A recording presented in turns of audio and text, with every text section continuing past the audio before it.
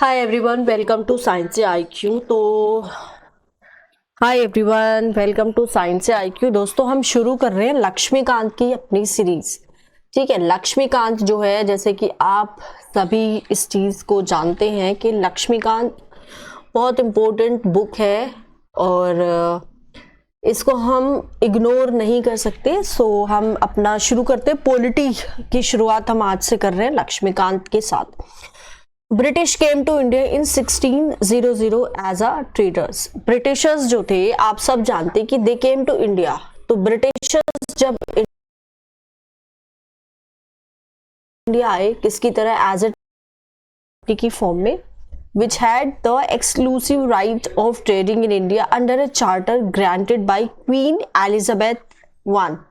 तो queen Elizabeth जो थी, उन्होंने एक चार्टर दिया था, किसको? ईस्ट इंडिया कंपनी को, कि आप ट्रेड कर सकते हैं। ट्रेड करने के जो राइट्स हैं वो आप ही के पास है। You can trade in India. Alright.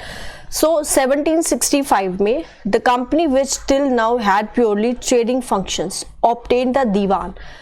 तो 1665 से लेके 1765 तक, 1600 से लेके 1765 तक कंपनी जो जिसके पास सिर्फ ट्रेडिंग राइट्स थी, अब जस्टिस, मतलब कि अब ये जो कंपनी है, जो ईस्ट इंडिया कंपनी है, ये इंडिया में अब रेवेन्यू भी कलेक्ट कर सकती है। ऑलराइट। किसका? दीवानी राइट्स 3 स्टेट की मिली थी, बंगाल, बिहार एंड उड़ीसा की। ठीक है, Bengal, Bihar and Orissa. This started its career as a territorial power. तो यहाँ पे जो अब ये जो ईस्ट इंडिया कंपनी है, उसने टेरिटरी को क्लेम करना शुरू कर दिया, अपनी कॉलोनी को बनाना शुरू कर दिया था। कहा सिपोई म्यूटिनी थी, एक क्या थी? एक वॉर थी। The British crown assumed direct responsibility for the governance of India. तो जब सिपोई म्यूटिनी एक वॉर हुई, तो इसमें क्या हुआ कि ब्रिटिशर्स थे, ब्रिटिश ने डायरेक्ट क्या एज्यूम कर लिया? रिस्पॉन्सिबिलिटी की गवर्नेंस जो है, मतलब वो अब यहाँ पे गवर्नमेंट का एक पार्ट है। वो सरकार किसकी? या हमारी ब्रिटिशर्स की। ठीक है। अब ये 1947 में ब्रिटिशर्स थे से विद इंडिपेंडेंस केम, इंडिपेंडेंस के साथ साथ came the need for a constitution. अब इंडिपेंडेंस तो हमको मिल गया, ठीक है, फिर हमें क्या ही कि कॉन्स्टिट्यूशन भी होना चाहिए, बिकॉज इससे पहले इंडिया का कोई भी कॉन्स्टिट्यूशन नहीं था। ठीक है, इससे पहले इंडिया का कोई भी कॉन्स्टिट्यूशन नहीं था। पहली बार इंडिया का जो कॉन्स्टिट्यूशन है वो बना है after we achieve the freedom from the Britishers. Hence एक कॉन्स्टिट्यूएंट असेंबली भी फॉर्म हुई थी इस पर्पस के लिए 1946 में। And on January 26, 1950 constitution came into being. तो कॉन्स्टिट्यूएंट असेंबली कब फॉर्म हुई थी? हमारी 1946 में।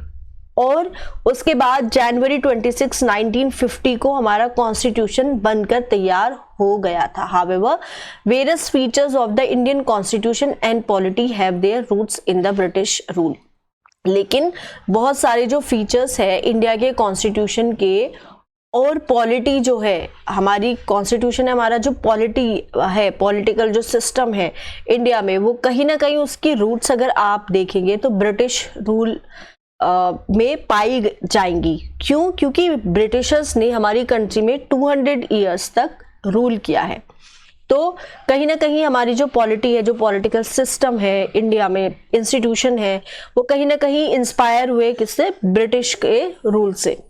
There were certain events in the British rule that laid down the legal framework for the organization and functioning of government and administration in British India. It means that के यहाँ पे कुछ certain events थे किसमें, British rule में, British का जो rules था उसमें कुछ ऐसे इवेंट्स हुए थे जिसकी वजह से एक लीगल फ्रेमवर्क तैयार हुआ ऑर्गेनाइजेशन के लिए और फंक्शनिंग के लिए, किसका, गवर्नमेंट का और एडमिनिस्ट्रेशन का, किसमें, ब्रिटिश इंडिया में। मतलब कुछ ऐसे इवेंट्स हुए थे जिससे कि फ्रेमवर्क हमारा उस टाइम पे तैयार हुआ था, किस टाइम पे, जब ब्रिटिशर्स का राज था। These events have greatly influenced our constitution and polity। इन ये जो इवेंट्स हुए थे इन्होंने हमें भी कहीं ना कहीं इन्फ्लुएंस किया है। हमें कैसे इन्फ्लुएंस किया, हमारे फोरफादर जिन्होंने हमारा कॉन्स्टिट्यूशन तैयार किया वो भी इन्हीं इवेंट्स से इन्फ्लुएंस्ड थे, ठीक है। तो they are explained here in chronological order under 2 major headings. ये 2 मेजर हेडिंग्स में हम यहाँ पे क्या कर रहे हैं, एक्सप्लेन कर रहे हैं, किसको, इनको। कंपनी रूल 1773 से 1858 तक कंपनी का रूल आता है, फिर आ जाता हमारा क्राउन रूल 1858 से 1947 तक। आपको याद होगा कि 1857 में हमारी सिपोई म्यूटिनी हुई थी, उसके बाद से डायरेक्ट क्राउन रूल आ जाता है। डायरेक्ट किसका रूल आ जाता है, क्राउन रूल। मतलब डायरेक्ट जो ब्रिटिश जो पार्लियामेंट थी उसका रूल डायरेक्ट कहां पे आ जाता है, इंडिया में। Alright,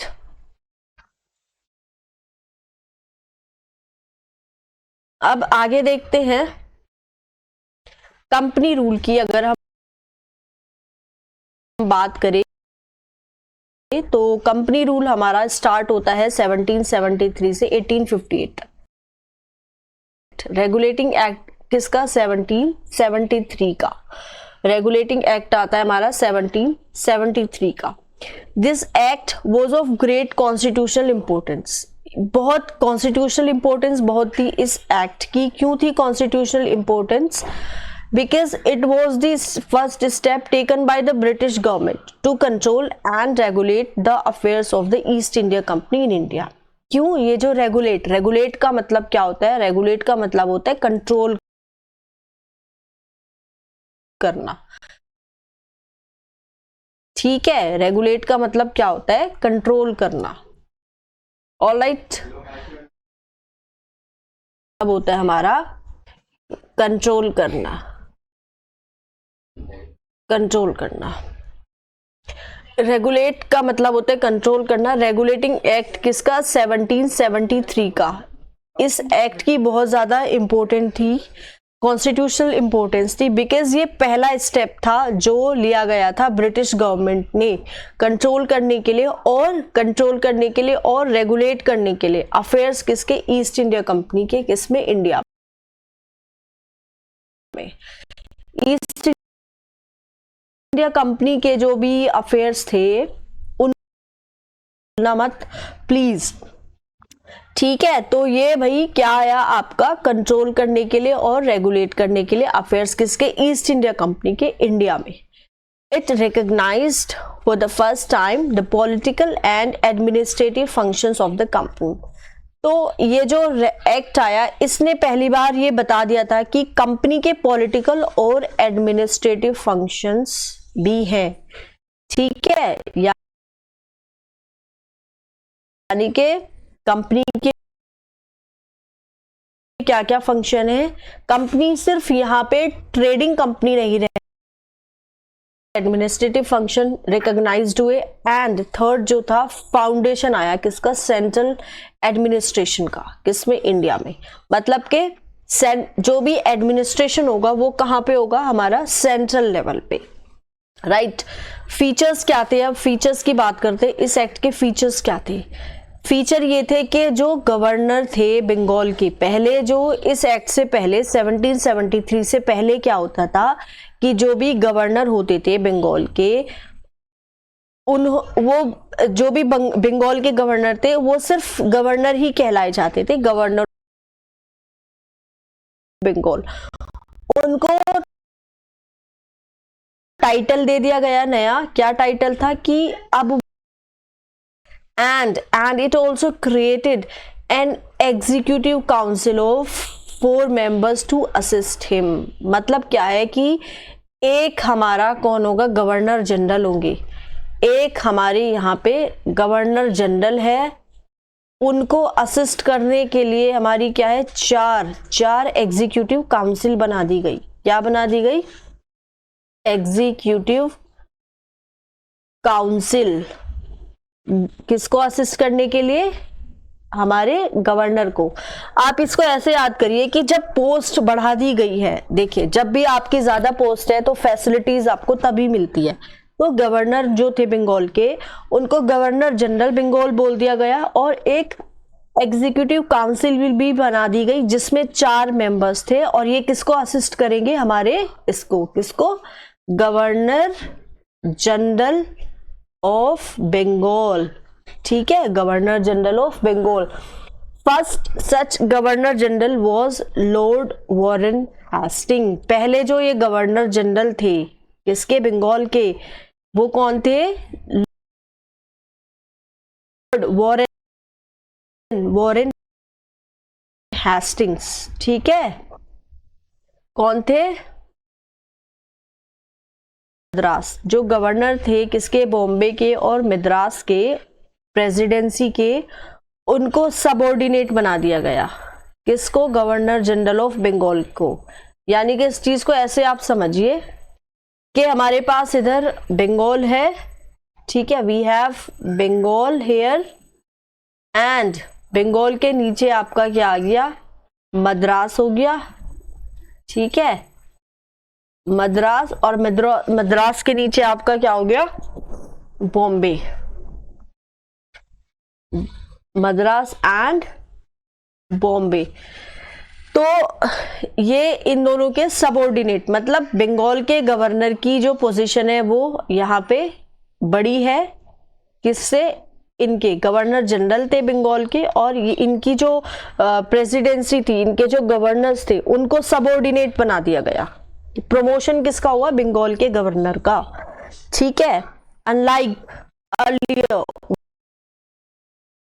when the 3 presidencies were independent of one another। पहले क्या होता था, अभी आप देख सकते हैं कि है गवर्नर जनरल ऑफ बंगाल, पहले क्या होता था कि ये एक प्रेसिडेंसी हो गई आपकी बंगाल की, ये एक प्रेसिडेंसी हो गई आपकी मद्रास की, और भाई ये आपकी एक प्रेसिडेंसी हो गई बॉम्बे, मद्रास एंड बंगाल। ठीक है, तो ये तीनों इंडिपेंडेंट थे, इनके जो वर्किंग थी उसमें कोई भी आपस में इंटरफेरेंस नहीं कर रहा था। बट इस रूल के आने के बाद, कौन सा रूल, 1773 का रूल आने के बाद क्या हो रहा है, 1773 के रूल आने के बाद प्रमोशन हो गया है, किसका, बंगाल के गवर्नर का। याद रखना, बंगाल के गवर्नर का प्रमोशन हो जाता है, उनको गवर्नर जनरल ऑफ बंगाल बना दिया जाता है, उनको सबऑर्डिनेट बना दिया जाता है, मतलब उनको सबऑर्डिनेट बना दिया जाता है कि ये इन काम करेंगे। Unlike earlier when these 3 one another। फिर क्या आया, पहली बार जो सुप्रीम कोर्ट आया 1774 में कैलकाटा में आया, जिसमें एक चीफ जस्टिस था और 3 क्या थे, जजेस थे। तो आप प्लीज इसको याद रखना। इसको कैसे याद रखना कि हमारा क्या आया, पहला हमारा आया सुप्रीम कोर्ट। ठीक है, सुप्रीम कोर्ट आया जिसमें हमारे क्या थे, एक तो था चीफ जस्टिस,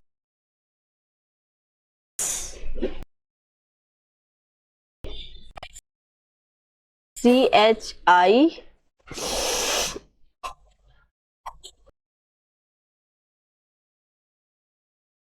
राइट, और क्या थे, और प्लस एक चीफ जस्टिस था, और जजेस जो थे वो कितने थे, 3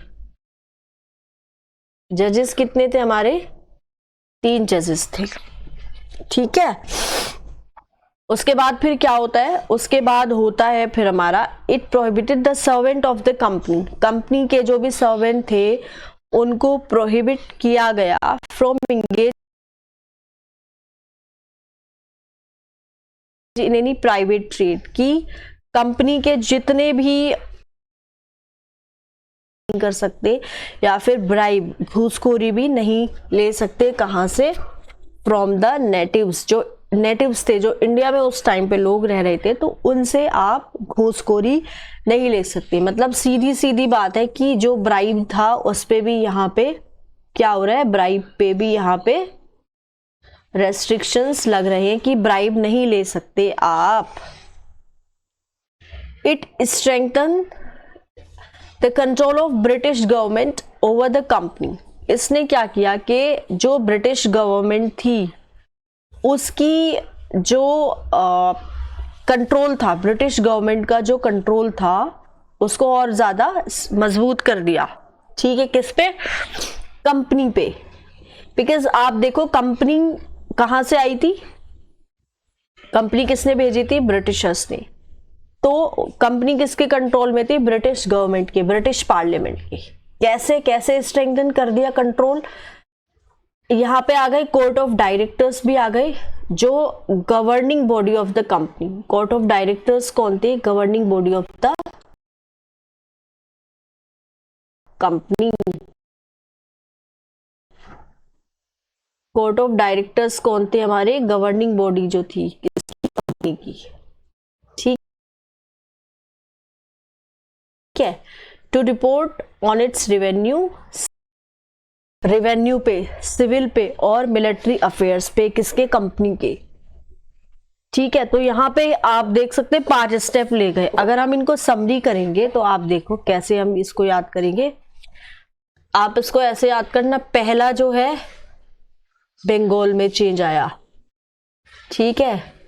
दूसरा जो है कोलकाता में, कैलकाटा में, कैलकाटा में क्या एस्टेब्लिश हुआ, आपका सुप्रीम कोर्ट। ठीक है, सुप्रीम कोर्ट। और यहां पे क्या बना आपका, जो बंगाल के जो गवर्नर थे उनको गवर्नर जनरल ऑफ बंगाल बना दिया गया। थर्ड आपका क्या हुआ, थर्ड आपका हुआ, रिवाइज कर लेते हैं ऊपर जाकर,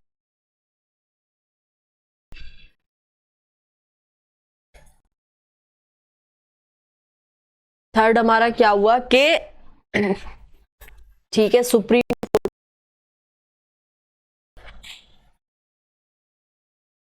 देखते हैं अभी। थर्ड आ गया आपका सुप्रीम कोर्ट आ गया। फिर जो है ब्राइब को रोकने की कोशिश की गई कि जो भी इसके वो है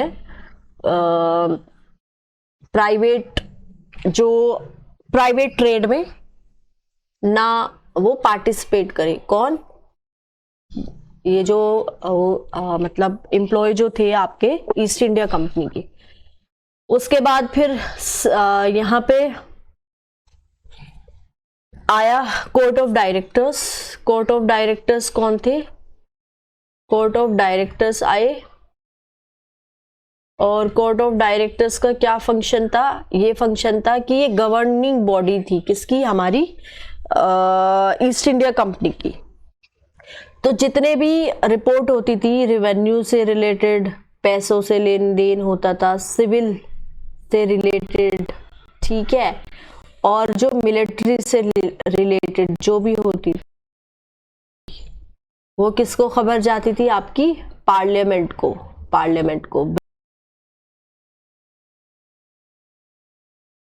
वो हम देखते हैं कौन सा छूट गया हमारा, प्राइवेट ट्रेड एंड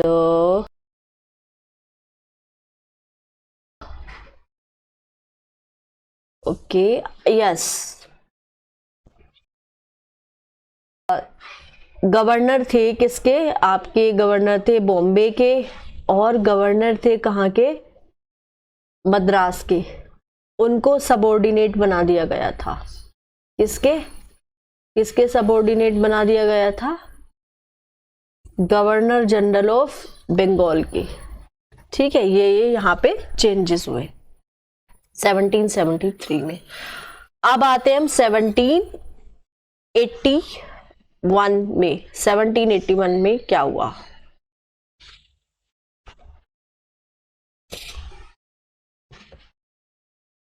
सेवनटीन 1881 का देखते हैं क्या हुआ। In a bid to rectify the defects of the regulating act of 1773, मतलब कि जो 1773 का जो रेगुलेटिंग एक्ट था उसमें भी कहीं ना कहीं कुछ डिफेक्ट्स थे। उन डिफेक्ट्स को पूरा करने के लिए या फिर हटाने के लिए हम ब्रिटिश पार्लियामेंट ने फिर से दोबारा से क्या एक एक्ट पास किया जो कि 1781 में था।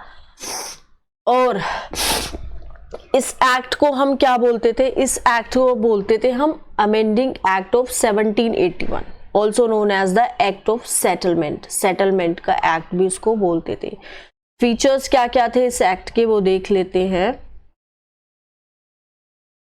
अमेंडिंग एक्ट ऑफ 1781, ठीक है, याद रखना। इसने एग्जेम्प्ट कर दिया किसको? गवर्नर जनरल को। गवर्नर जनरल को और गवर्नर जनरल की जो काउंसिल थी, याद है, जो गवर्नर जनरल था बंगाल का और उसकी एक काउंसिल बनी थी ना, एग्जीक्यूटिव काउंसिल, उनको एग्जेम्प्ट कर दिया from the jurisdiction of the supreme court. From the jurisdiction of the supreme court them in their official capacity. ठीक है, तो यानी कि अगर उनके जो भी एक्ट ये लोग करेंगे, गवर्नर जनरल जो है, गवर्नर काउंसिल के जितने भी एक्ट्स होंगे उसको सुप्रीम कोर्ट के जुरिसडिक्शन से हमने क्या कर दिया? एग्जेम्प्ट कर दिया। ठीक है, similarly it also exempted the servants of the company. Company के जो सर्वेंट्स थे उनको भी एग्जेम्प्ट कर दिया। कहां से? From the jurisdiction of the supreme courts for their official actions. मतलब इन लोगों पे कोई केस नहीं चलेगा सुप्रीम कोर्ट से इंडिया में। इसने एक्सक्लूड कर दिया। इसने क्या कर दिया? एक्सक्लूड कर दिया। क्या एक्सक्लूड कर दिया? revenue matters and the matters arising in the collection of revenue from the jurisdiction of the Supreme Court। ठीक है, इसको भी हटा दिया गया। एक तो उनके जो एक्शन थे किसके? आपके गवर्नर जनरल बंगाल के और आपका जो गवर्नर जनरल की जो काउंसिल थी उनको उसके जुरिसडिक्शन से बाहर कर दिया। और दूसरा क्या कर दिया कि जो कंपनी के जो सर्वेंट्स थे उनको भी जुरिसडिक्शन से एग्जेम्प्ट कर दिया। ठीक है, फिर सेकंड जो चीज इन्होंने करी, रेवेन्यू मैटर्स को भी एग्जेम्प्ट कर दिया। ठीक है, जो भी मैटर्स आ रहे थे कलेक्शन में, इसने कहा कि supreme court was to have jurisdiction over all the inhabitants of Calcutta. मतलब कैलकाटा के जितने भी इनहैबिटेंट्स हैं उन पे जुरिसडिक्शन चलेगा किसका? सुप्रीम कोर्ट का। It also required the court to administer the personal law of the defendant, की एडमिनिस्टर करो किसका? पर्सनल लॉ का, डिफेंडेंट्स का, यानी कि हिंदूज का। were to be tried according to the Hindu law and the Muslims were to be tried according to the Mohammedan law। मतलब क्या है कि हिंदू के लिए हिंदू लॉज आए थे और मुस्लिम्स के लिए मुस्लिम लॉज आए थे। Right, down that the appeals from the provincial courts, के जो सबऑर्डिनेट्स कोर्ट्स थे सुप्रीम कोर्ट से, उनसे अगर कुछ अपील जाती है, could be taken to the governor general in council, उसको गवर्नर जनरल इन काउंसिल में आप लेके जा सकते हैं, not to the supreme court. ठीक है, तो ये था कि जो भी अपील आती है उसको आप प्रोविंशियल कोर्ट से, सपोज करो अपील आती है, आज भी आती है, जैसे कि हम प्रोविंशियल कोर्ट से हाई कोर्ट में जाते हैं या फिर हाई कोर्ट से सुप्रीम कोर्ट में जाते हैं, ठीक, सॉरी नॉट हाई कोर्ट से अगर हम सुप्रीम कोर्ट में जाएंगे, हाई कोर्ट का कोई भी मैटर है वो सुप्रीम कोर्ट में जा सकता है, तो उसी हिसाब से उसी के अकॉर्डिंग ये था कि जो भी अपील है वो प्रोविंशियल कोर्ट से कहाँ पे जाएगी, सुप्रीम कोर्ट में ना जाके जो गवर्नर जनरल की जो काउंसिल बनाई थी वहां पे ये जाएगी। इसने एम्पावर कर दिया गवर्नर जनरल इन काउंसिल को to frame regulations for the provincial courts and councils. मतलब गवर्नर जनरल इन काउंसिल अब इतनी एम्पावर हो गई कि ये रेगुलेशंस को फ्रेम कर सकती है प्रोविंशियल कोर्ट्स एंड काउंसिल्स के लिए। ठीक है, तो ये आया हमारा पहला, हमारा क्या था, पहला जो एक्ट था वो था 1773। कौन सा एक्ट था, रेगुलेटिंग एक्ट ऑफ 1773। अब आया अमेंडिंग एक्ट ऑफ 1781। जल्दी से रिवाइज कर लेते हैं क्या क्या हुआ। ये इस वजह से हुआ क्योंकि जब 1773 का आपके पास एक्ट आया तो उन्होंने कहा, 1773 का जब एक्ट आया तो ब्रिटिशर्स को लगा कि इसमें कुछ डिफेक्ट्स है, इन डिफेक्ट्स को हमें क्या करना है, हमें सुधारना है। तो यहाँ पे आया हमारा कौन सा आया, अमेंडिंग, कौन सा आया हमारा अमेंडिंग एक्ट, किसका, 1781 का। और इसके फीचर्स देख लेते हैं जल्दी से अमेंडिंग एक्ट के। इन्होंने कहा कि जो गवर्नर जनरल है और उसकी जो काउंसिल है उसको हमने एग्जेम्प्ट कर दिया, किसके जुरिस्डिक्शन से, आप सुप्रीम कोर्ट कहाँ पे था उस वक्त, था ये हमारा कैलकटा में। ठीक है, तो पहला तो ये हो गया। सेकंड आपका क्या चेंजेस हुए, सेकंड ये हो गए कि जो ब्रिटिश जो उस वक्त ईस्ट इंडिया कंपनी जो था, ईस्ट इंडिया कंपनी के जो भी एम्प्लॉयज थे, ईस्ट इंडिया कंपनी के जो भी एम्प्लॉयज थे उनको एग्जेम्प्ट कर दिया जुरिस्डिक्शन से, किसकी, आपकी सुप्रीम कोर्ट के, एससी के। ठीक है, उसके बाद जो रेवेन्यू मैटर्स था उसको भी एग्जेम्प्ट कर दिया, एक्सक्लूड कर दिया, बाहर हटा दिया। ठीक है, कहां से, सुप्रीम कोर्ट के जुरिस्डिक्शन से। तो इन्होंने कहा कि जो सुप्रीम कोर्ट है हमारा, जो कि हमारा कहाँ पे है, कैलकटा में है, तो कैलकटा के जो लोग थे, इनहैबिटेंट्स जो थे कैलकटा के, कैलकटा के जो इनहैबिटेंट्स थे के जुरिस्डिक्शन जो होगा इसका सुप्रीम कोर्ट का, वो कैलकटा के लोगों के ऊपर होगा। ठीक है, अब प्रॉब्लम एक क्या थी, प्रॉब्लम एक ये थी कि यहाँ पे आपके मुस्लिम्स भी थे, है ना, एंड आपके हिंदूज भी थे। अब क्योंकि कल्चरल डिफरेंसेस अलग अलग थे तो एक ही लॉज से इनको रूल करना, इनके लिए एक ही तरह का लॉ कानून लागू करना वो बहुत ही मुश्किल था। तो मुस्लिम्स के लिए आ गया आपका मोहम्मदन लॉज एंड हिंदूज के लिए आ गया आपके Hindu laws. Alright, Hindu laws.